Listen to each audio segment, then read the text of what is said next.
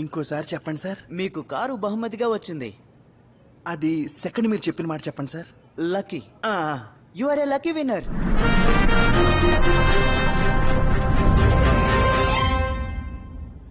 ఇంకోసారి చెప్పండి సార్. ఏమయ్యా మళ్ళీ మళ్ళీ చెప్పడం కుదరదు.